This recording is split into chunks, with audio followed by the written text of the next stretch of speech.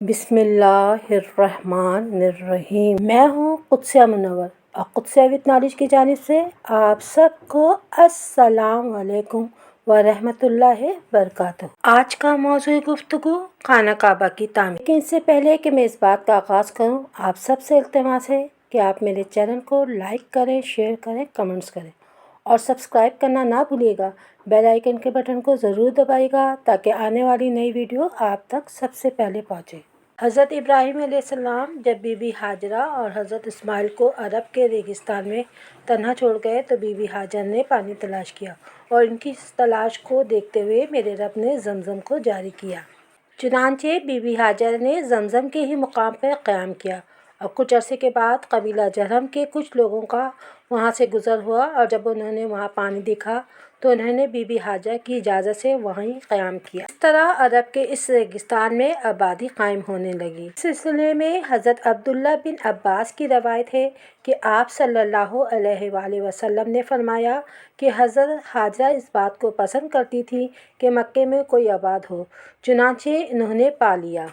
हज़रत इस्माइल अलैहिस्सलाम जब जवान हुए तो उन्होंने कबीला जरहम के लोगों से अरबी सीखी और उन्हीं के कबीले की खातून से शादी की। इस दौरान हज़रत बीबी हाजरा वफ़ात पा गईं। कुछ अरसे गुजरने के बाद हज़रत इब्राहीम अलैहिस्सलाम हज़रत इस्माइल के घर तशरीफ़ लाए। इस वक्त आप मौजूद नहीं थे। आपने उनकी बीवी से आपके बारे में और घर के हालात के बारे में मालूम किया, जिसके जवाब में इन्होंने कहा कि आप रिज़्क़ की तलाश में गए हैं और घर के हालात नहायत ख़राब हैं।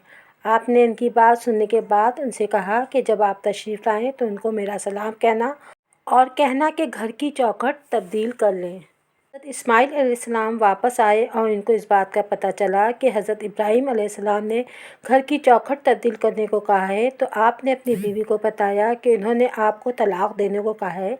लिहाजा आपने उनको तलाक़ देने के बाद कबीला जरहम की ही एक दूसरी ख़वातीन से निकाह किया। हज़रत इब्राहीम अलैहिस्सलाम एक बार फिर तशरीफ़ लाए और उनसे आपकी खैरियत और घर के हालात के बारे में मालूम किया, जिस पर इन्होंने बताया कि आप रिज़्क़ की तलाश में गए हैं और घर के हालात अच्छे हैं। लिहाजा जब आप जाने लगे तो उन्होंने आपसे कहा कि जब इस्माइल अलैहिस्सलाम वापस आएँ तो इनको मेरा सलाम कहना और कहना कि घर की चौखट कायम रखे। हज़रत इस्माइल अलैहिस्सलाम वापस तशरीफ़ लाए तो आपकी बीवी ने आपके वालिद के बारे में बताया और ये भी बताया कि वो कह गए हैं कि घर की चौखट को कायम रखें। इसके जवाब में हज़रत इस्माइल अलैहिस्सलाम ने अपनी बीवी को बताया कि मेरे वालिद हुक्म दे के गए हैं कि मैं तुम्हें अपने पास रखूं। कुछ अरसे के बाद हज़रत इब्राहीम अलैहिस्सलाम फिर वापस तशरीफ़ लाए। इस वक्त हज़रत इस्माइल ज़मज़म के पास बैठे हुए अपना तीर तराश रहे थे। आप एहतरामन खड़े हो गए और अपने वालिद से मिले। आपके वालिद ने आपसे कहा कि अल्लाह अज़्ज़ वजल ने मुझे हुक्म दिया है, क्या तुम मेरी मदद करोगे? तो हज़रत इस्माइल ने अर्ज़ किया, अल्लाह अज़्ज़ वजल ने जो आपको हुक्म दिया है इसमें मैं आपके साथ हूँ। हज़रत इब्राहीम अलैहिस्सलाम ने फरमाया कि मेरे रब ने मुझे अपना घर बनाने का हुक्म दिया है और एक टीले की तरफ इशारा किया जो कि नज़दीक वाक़ था। इस सिलसिले में आप सल्लल्लाहु अलैहि वसल्लम का फरमान है कि दोनों बाप बेटे ने बैतुल्लाह की बुनियाद रखी। हज़रत इस्माइल अलैहिस्सलाम पत्थर उठा के लाते, हज़रत इब्राहीम दीवार चुनते और जब दीवार बुलंद हो गई तो हज़रत इस्माइल एक पत्थर लाए जिस पर आप खड़े होकर दीवार मुकम्मल की। इस तरह दोनों बाप बेटे ने दीवार की तामीर की। दोनों बाप बेटा दीवार की तामीर करते हुए ये दुआ मांगते, जिसका ज़िक्र सूरह बकरा की आयत नंबर 127 में मेरे रब ने कुछ इस तरह किया है, यानी ए हमारे रब, तू हमसे इसे कबूल फरमा, बेशक तू ही सुनता जानता है।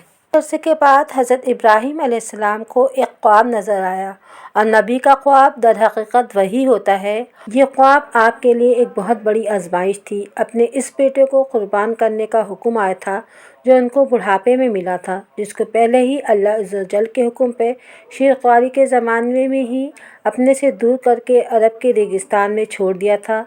लेकिन चूँकि नबी का ख्वाब वही होता है, लिहाजा मेरे रब का हुक्म था। अपने ख्वाब का जिक्र हज़रत इस्माइल से किया तो आपने अपने वालिद से कहा कि जिसका हुक्म हुआ है वो आप करें और मुझे आप सब्र करने वालों में पाएंगे। आपका ये जवाब अल्लाह अज़्ज़ वजल की अताअत और वालिद की फरमाबरदारी की बेहतरीन मिसाल है। تاہم میرے رب کے حکم کے مطابق آپ نے حضرت اسماعیل کو منہ کے بل لٹایا تاکہ چہرے کے تاثرات نہ دیکھ سکے، بقول حضرت عبداللہ بن عباس، حضرت مجاہد۔ ایک اور روایت کے مطابق آپ کو اس طرح لٹایا گیا جس طرح کہ قربانی کے جانور کو لٹایا جاتا ہے۔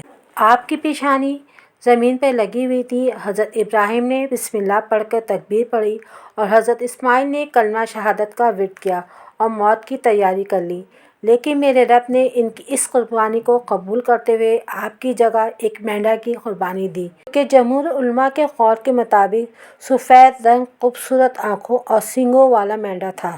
اور اس خواب کا ذکر قرآن کی سورہ الصافات کی آیت نمبر 99 سے 113 میں کچھ اس طرح آیا ہے: اور آپ حضرت ابراہیم علیہ السلام نے کہا کہ میں اپنے رب کی جانب جانے والا ہوں، اب وہ میری رہنمائی کرے گا۔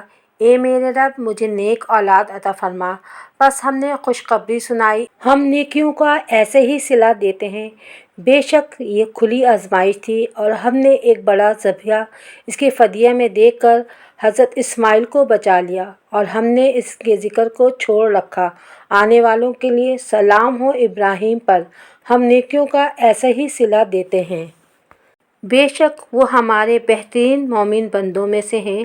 اور ہم نے خوشخبری دی آپ علیہ السلام کو اسحاق علیہ السلام کی، وہ صالح نبی ہوں گے، اور ہم نے برکتیں نازل کی اس پر اور اسحاق علیہ السلام پہ اور ان کی نسل پر، میں کوئی اچھا کام کرنے والا اور کوئی اپنی جان پر ظلم کرنے والا ہوگا۔ تاہم قرآن مجید میں اس واقعے کو عظیم واقعہ، عظیم قربانی اور بڑی آزمائش کا نام دیا ہے۔ آج میں اپنی بات کا اختتام اس بات سے کروں گی کہ میرے رب نے حضرت ابراہیم سے فرمایا کہ اے ابراہیم، بے شک تو نے اپنا خواب سچ کر دکھایا، یعنی جس آزمائش میں تمہیں مبتلا کیا گیا تم اس آزمائش میں پورے اترے۔ آپ کو آگ میں ڈالا گیا، آپ اس میں ثابت قدم رہے اور اللہ نے اس آگ کو سبز زار میں تبدیل کر دیا۔ آپ نے اللہ کے حکم سے اپنی بیوی اور بیٹوں کو ویران بے آباد جگہ پہ چھوڑا، جبکہ میرے رب نے اس جگہ کو آباد کر دیا۔ آپ نے اپنے رب کے حکم سے اپنے بیٹے کی قربانی دینے کو تیار ہوئے تو ان کی جگہ ایک مینڈھا قربانی کے لیے پیش کر دیا۔ ان سب آزمائشوں میں ثابت قدم رہنے پر میرے رب نے آپ کو خلیل اللہ ہونے کا شرف عطا فرمایا۔ امید کرتی ہوں آپ سب کو میری یہ کاوش پسند آئی ہوگی، اور دعا گو ہوں کہ آپ میرے لیے دعا کریں گے۔ اپنی دعاؤں میں ہمیں یاد رکھیے گا۔ اپنا خیال رکھیے گا۔ اللہ حافظ۔